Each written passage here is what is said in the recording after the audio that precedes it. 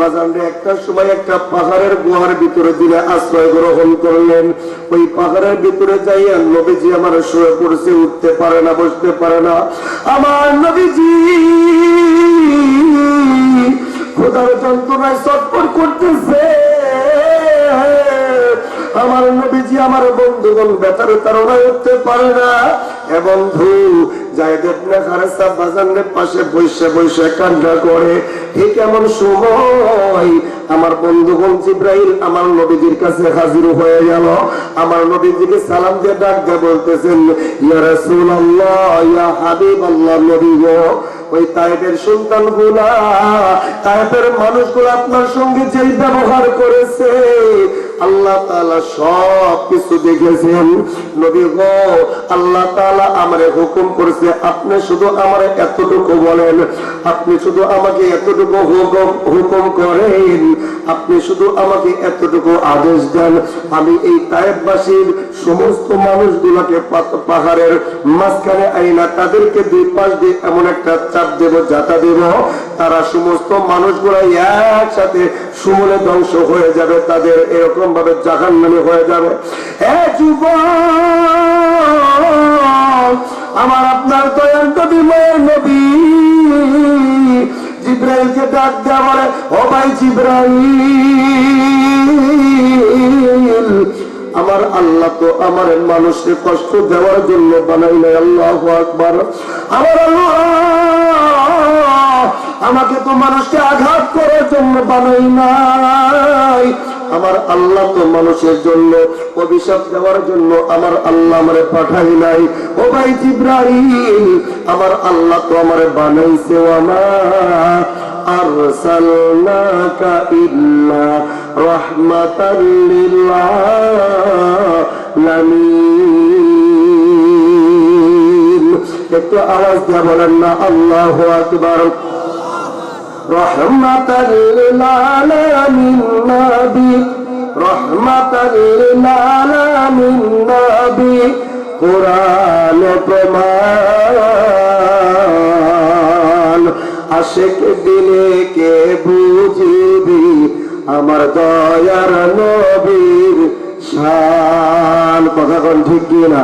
আশিক দিলে কে বুঝিবি আমার দয়ার নবীর শান।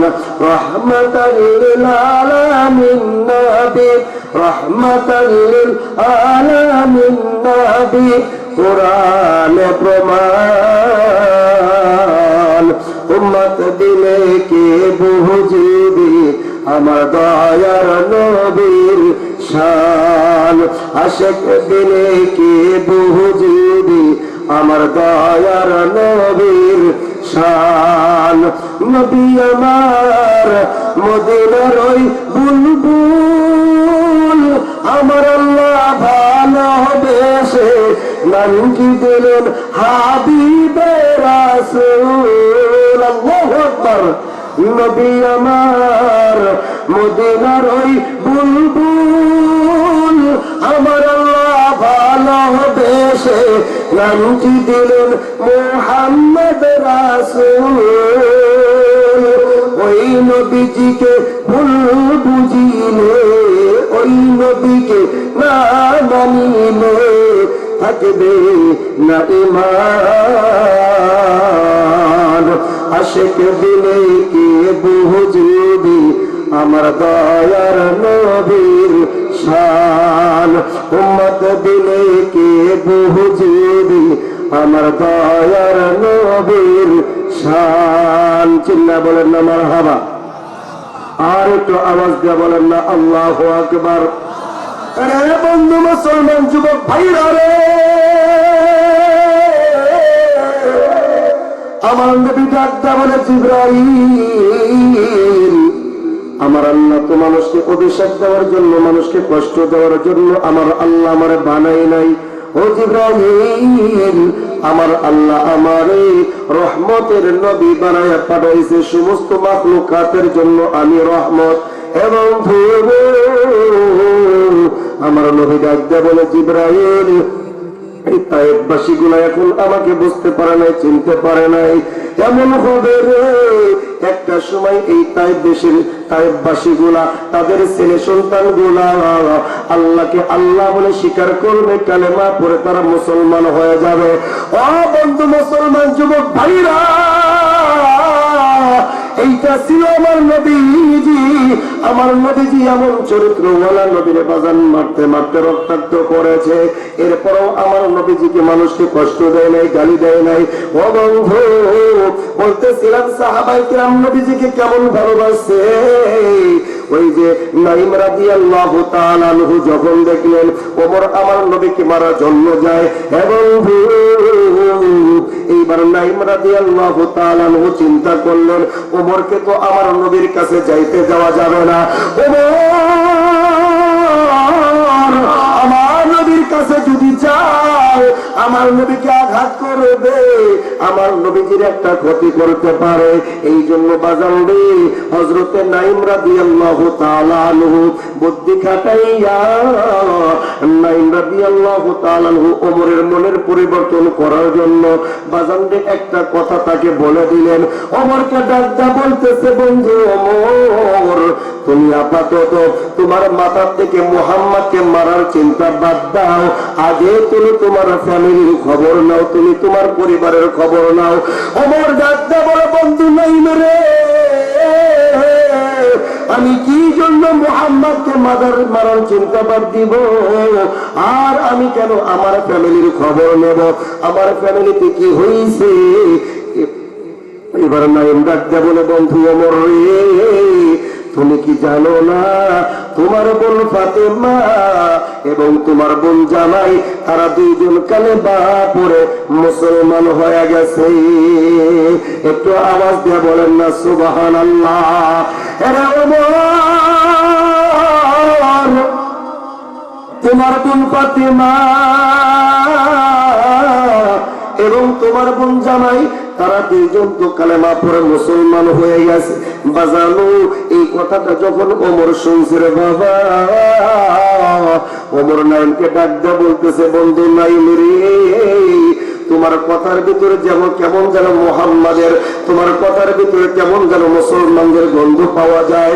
এরে নাঈম, আমার মন সাক্ষী দেয় তুমিও মনে হয় মুসলমান হয়ে গেছো, তুমিও মনে হয় মুহাম্মাদের ধর্ম গ্রহণ করেছো। এরে নাঈম শুনো,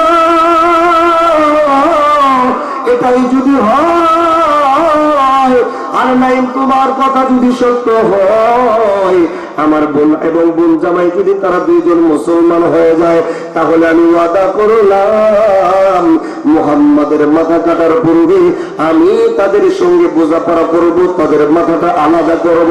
এই কথা বলিয়া গজান রে এইবার ওমর এমন দ্রুত গতিতে বোনের বাড়ির দিকে রওনা হয়ে গেছে। দরজার সামনে যখন ওমর দাঁড়াইছে, ঘরের ভিতর থেকে বাজান ওমরের বোন কোরআন তিলাওয়াত করতেছিল, তারা কোরআন তিলাওয়াত করতেছিল।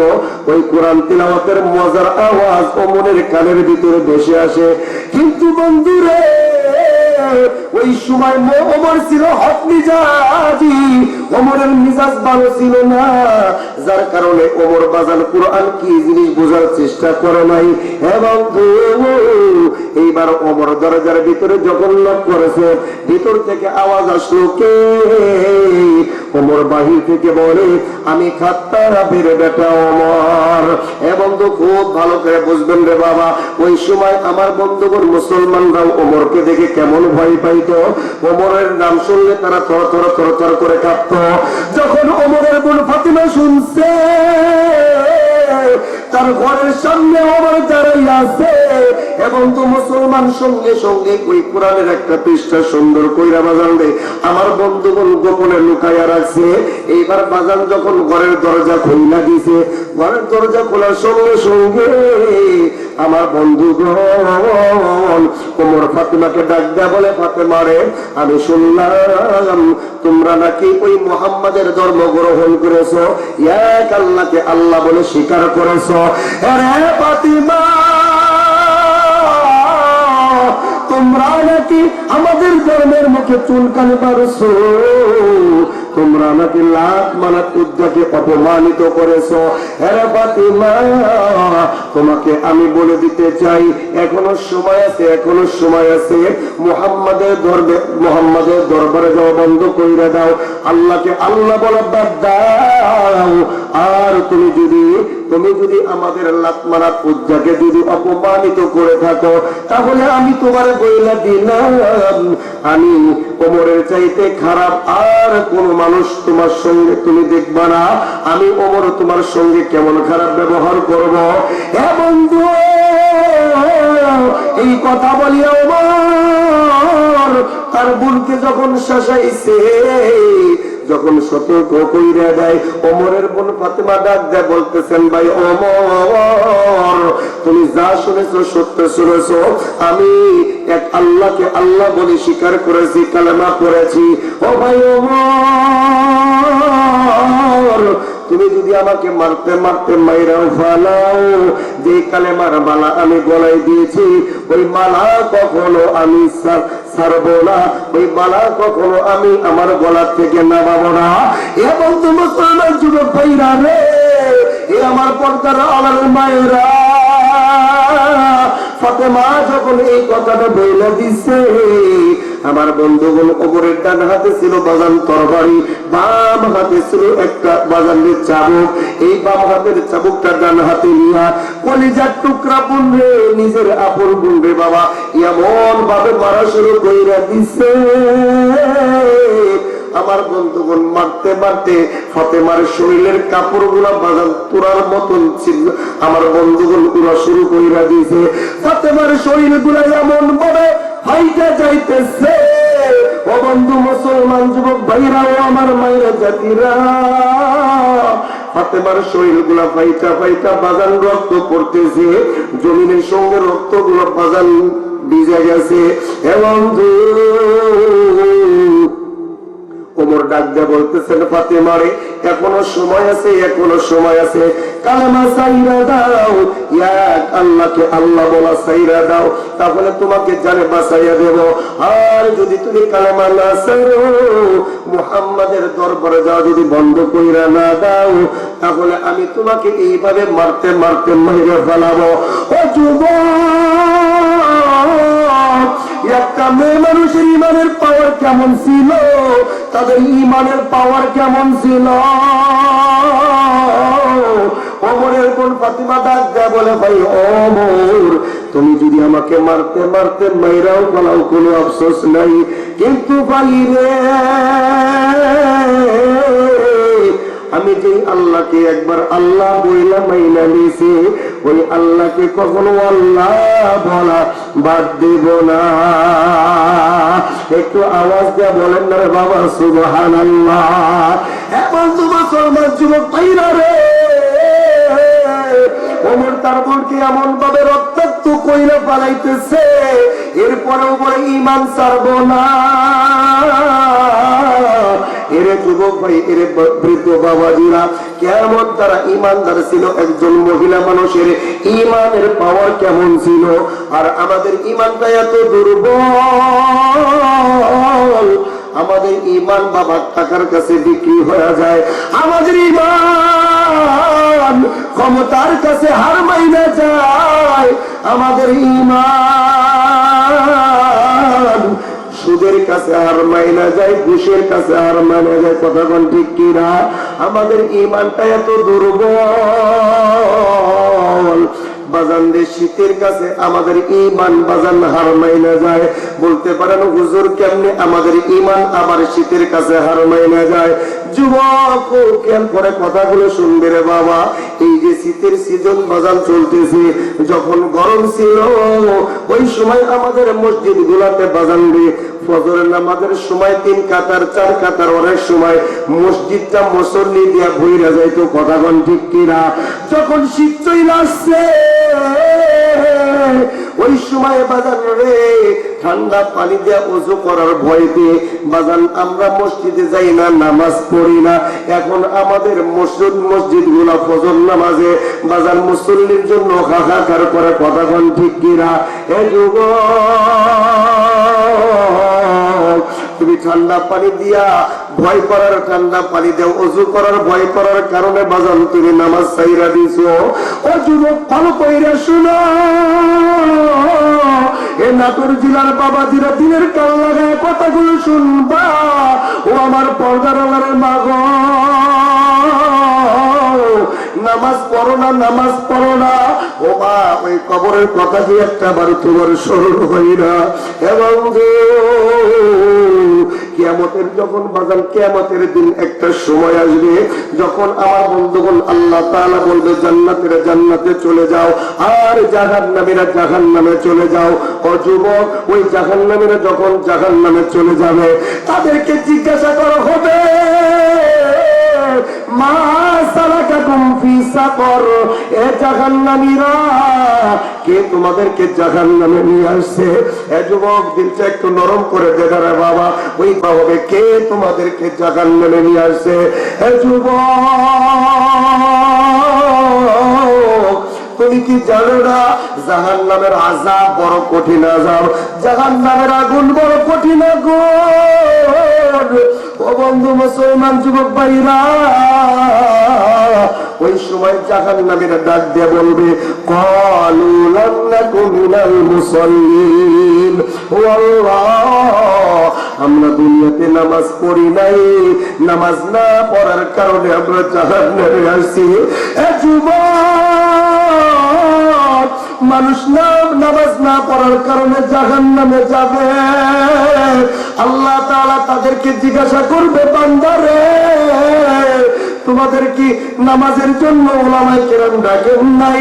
তোমাদের কি নামাজের জন্য মুয়াজ্জিনরা আল্লাহু আকবার আল্লাহু আকবার বইলা হাইয়া আলাস সালাহ হাইয়া আলাস সালাহ এই কথা বইলা কি তোমাদেরকে নামাজের জন্য ডাকে নাই? এরে বান্দা, কি জন্য তোমরা মসজিদে নামাজ পড়ার জন্য যাও নাই? ও যুবক, একটা বার খেয়াল করে কথাগুলো শুনবে বাবা। এবং আজকে তোমার জাহান্নামের কথা শুনলে দিলের ভিতরে ভয় জাগে না? ও বন্ধু, ওই অন্ধকার কবরের কথা শুনলেও তোমার ভয় লাগে না? যুবকের আজকেও বাজার আসার সময় পর্দার ভিতরে একটা ভয়ঙ্কর চিত্র দেখলাম রে বন্ধু। হ্যাঁ বন্ধু, একটা সিএনজি কে বাজান দিয়ে পিছন দিকে কেমন ভাবে একটা ধাক্কা মারছে। ও বন্ধু মুসলমান যুবক ভাইরা, সিএনজির চালক এবং যতগুলো আমার বন্ধুগণ যাত্রী ছিল, প্রত্যেকটা যাত্রী বাজার কেমন ভাবে চ্যাপটা লাগিয়ে গেছে। অনেক যুগের চক্ষু গুলো বাইর হয়ে আছে। অনেক মানুষ বাজারে কয়েকজনের দেখলাম জিব্বা গুলা বাইর হয়ে রয়েছে। হে যুবক, কেমন ভয়ঙ্কর মৃত্যুর বাবা, ভয়ঙ্কর মৃত্যু। আজকেও বাবান্দি একটা চিত্র কথা শুনলাম, ভয়ঙ্কর কথা।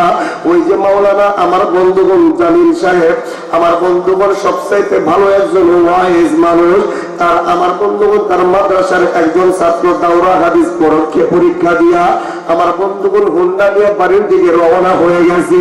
ওই আল্লাহর বান্দা আলেম মানুষ বাজান একটা ট্রাকের চাকার নিচে পইরা এত সুন্দর চেহারা, নুরান্বিত চেহারা বাবা, ওই মানুষটা ওই আলেম মানুষের চেহারা আর চেনা যায় না।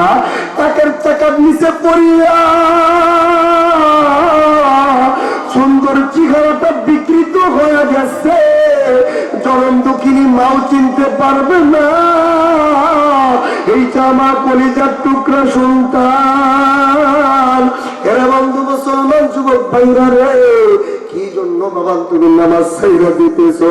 হে বাবা, তোমার কি একটু ভয় লাগে না? ভয় লাগে না বন্ধু? এই মাহফিলের ভিতরে, প্যান্ডেলের ভিতরে অনেক বাবাজিরা আছে, অনেক যুবক ভাইরা আছে। বাজানদের যখন রাত্রি বেলায় ঘুমানোর জন্য রুমের ভিতরে যায়, ওই যুবক লাইট বন্ধ কইরা ঘুমায় না, লাইট জ্বালাইয়া জ্বালাইয়া ঘুমায়। যুবককে জিজ্ঞাসা করলে যুবক বলে, হুজুর রাত্রি বেলায় লাইটটা বন্ধ করলে বড় ভয় লাগে, অন্ধকার ঘরের ভিতরে থাকতে পারি না। যুবক, দুনিয়ায় তুমি সামান্য 5 ঘন্টা 6 ঘন্টা রাত্রি বেলায় অন্ধকার ঘরের ভিতরে তুমি থাকতে পারো না। যুবক রে, ঘরের ভিতরে কেমনে বাজার তুমি একা একা সারা জীবন থাকবা? ও যুবক, কেমনে তুমি অন্ধকার কবরের ভিতরে ঘুমাইবা? কেমনে তুমি ওই কবরের ভিতরে লাইট ছাড়া থাকবা? এরে যুবক, রাসূল বলে আল কবরু রাউযাতুন মির রিয়াদিল জান্নাহ। বাজার পাশে কবরস্থান, মা ঘুমায় আছে, বাবা ঘুমায় আছে, দিলটাকে একটু নরম করে দাও, দিলটাকে একটু বুঝাও। এরা মন কখন জানি আমাদের মৌতের ডাক আইসা যায়। এবার মৌতের যখন ডাক আইসা যাবে রে বন্ধু, সব মানুষ তোমার পর হয়ে যাবে। প্রত্যেকটা মানুষ তোমাকে ওই কবরের ভিতরে রাখার জন্য ব্যস্ত হয়ে যাবে। যখন দুঃখিনী মা বাজান, সেও তোমাকে ঘরের ভিতরে রাখতে চাবে না, তোমার বাবাও তোমার ঘরের ভিতরে রাখতে চাবে না। প্রত্যেকটা মানুষ তোমাকে অন্ধকার ঘরের ভিতরে রাখার জন্য ব্যস্ত হয়ে যাবে। কেউ যাবে বাঁশবাগানে বাঁশ কাটার জন্য, কেউ যাবে বাজারে তোমাকে শেষবারের জন্য গোসল করার জন্য, পানি গরম করার জন্য যাবে। কেউ যাবে অন্ধকার ওই কবরের ভিতর রাখার জন্য, কবর খোঁড়ার জন্য। প্রত্যেকটা মানুষ বাবা তোমাকে কবরের ভিতর রেখে আসার জন্য ব্যস্ত হয়ে যাবে। বাজানরে রাসূল বলে, এ বাবা, তুমি যদি দুনিয়ার জমিনে 5 ওয়াক্ত নামাজ পড়ে যাইতে পারো, কোরআন তিলাওয়াত কইরা যাইতে পারো, আমার বন্ধুগণ, ওই কোরআন তিলাওয়াত করে তুমি যদি কবরের ভিতরে ঘুমাইতে পারো, রাসূল বলে ওই কবরের ভিতরে তোমার লাশটাকে নামাইতে দেরি হবে। তোমার কবরটা জান্নাতের বাগান বানাইতে আমার আল্লাহ দেরি করবে না। একটু আওয়াজ দিয়ে বলো না বাবা সুবহানাল্লাহ। এই জন্য বাজান দিয়ে ওই কবরের ভিতরে মা ঘুমায়, বাবা ঘুমায়, ওই কবরের ভিতরে একদিন আমাকেও ঘুমাইতে হবে। হে বন্ধু মুসলমান যুবক ভাইরা রে, রাস্তাঘাটে হাঁটো, চলাফেরা করো রে বাবা, একটু সাবধান, একটু সাবধান রে বন্ধু। জানি না কি অবস্থায় তোমার মরণ হবে, কি অবস্থায় আমার মরণ হবে। হে বন্ধু, এই জন্য সর্ব অবস্থায় পাক পবিত্র অবস্থায় থাকতে হবে, 5 ওয়াক্ত নামাজ পড়তে হবে। রাসূল বলেছে নামাজ নিয়ে যদি কবরে যাইতে পারো, ওই কবরের ভিতরে তোমার কোনো ভয় নাই, চিন্তা নাই, আমার আল্লাহ নামাজি বান্দার কবরটাকে জান্নাতের নাজ নিয়ামত দিয়া ভরপুর কইরা দিব। সুবহানাল্লাহ। একটু আওয়াজ দিয়ে বলেন না বাবা সুবহানাল্লাহ। এই জন্য বাজালে ওই কবরের ভিতরে যাইতে হলে নামাজ নিয়ে যাইতে হবে, কোরআন তিলাওয়াত নিয়ে যাইতে হবে। সামনে রমজান মাস আগমন করতেছে, এই রমজান মাসে রোজা রাখে যদি আমরা কবরে যাইতে পারি, রাসূল বলে লাশটা কবরে নামাইয়া মানুষের বাড়িতে যাইতে দেরি হয়, আমার ওই উম্মতের কবরটাকে আমার আল্লাহ জান্নাতের নাজ নিয়ামত দিয়া ভরপুর করতে দেরি করে না। একটু আওয়াজ দিয়ে বলেন না সুবহানাল্লাহ। আজকে যুবক, তুমি রাত্রিবেলায় লাইট বন্ধ করে ঘুমাইতে ভয় পাও, কিন্তু যুবক একটা বার তুমি চিন্তা করলে না, ওই কবরের ভিতরে তোমাকে অন্ধকারের ভিতরে থাকতে হবে। ওই কবরের ভিতরে জাজিমের ব্যবস্থা নাই, এসির ব্যবস্থা নাই, লাইটিংয়ের ব্যবস্থা নাই। যুবক, তুমি দুনিয়ায় লাইট ছাড়া ঘুমাইতে পারো না, এই কবরের ভিতরে কেমনে ঘুমাইবা? এই জন্য বাবা, ওই কবরের মাল সামানা হলো ওই কবরের লাইটিং, ওই কবরের এসি, ওই কবরের জাজিম হলো তোমার নেকা আমল। যে যত বেশি নেকা আমল করে কবরে যাইতে পারবে, আমার আল্লাহ তার কবরটাকে ততটাই সৌন্দর্য বানায় দিবে। একটু আওয়াজ দিয়ে বলেন না সুবহানাল্লাহ। এই জন্য আমাদের মা, আমার অনেক বাবা, আমার দাদা দাদি, আমার আত্মীয় স্বজন অনেকেই এই কবরের ভিতরে ঘুমায়। বাবারে, আজকে এই মা বাবার কবরটা যেন আমার আল্লাহ জান্নাতের বাগান বানায়। আজকে আমরা যারা ওই মা বাবার জন্য যা সদকা করব, এটা হবে তাদের জন্য সদকায়ে জারিয়া। মা বাবা কিয়ামত পর্যন্ত ওই কবরের ভিতরে শুয়া শুয়া এর সওয়াবগুলো আমার মা বাবা উপভোগ করতে থাকবে, তারা শান্তিতে কবরের ভিতরে ঘুমায় থাকবে। আমরা যদি তাদের শান্তির ব্যবস্থা করে দেই, আমার আল্লাহ আমাদেরকে শান্তির ব্যবস্থা করে দিবে। সুবহানাল্লাহ। এই জন্য বাবা, একজন আল্লাহর বান্দা দাঁড়ান, মা মা বাবার জন্য, দাদা দাদির জন্য, নানা নানির জন্য, আত্মীয় স্বজনের জন্য, ছেলে সন্তানের জন্য একজন ভাই দাঁড়ান, হুজুর আমি এই কবরস্থানের উন্নয়নের জন্য ৫,০০০ ১০,০০০ টাকা দান করব, আল্লাহর কাছে দোয়া করব মুসাফির মানুষ আমার আল্লাহ যেন আপনাকে খলিফাতুল মুসলিমিন হযরতে আবু বকরের সঙ্গে জান্নাত নসিব করে দেয়। একটু আওয়াজ দিয়ে বলেন না সুবহানাল্লাহ। এটা জিকির করি লা ইলাহা।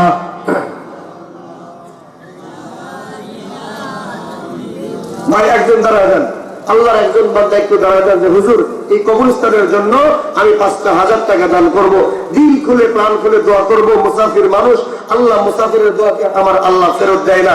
একজন ভাই একটু দাঁড়ায় যান, ইনশাআল্লাহ কবরের ভিতরে আমাকে থাকতে হবে, আপনাকে থাকতে হবে, প্রত্যেকটা মানুষ। হ্যাঁ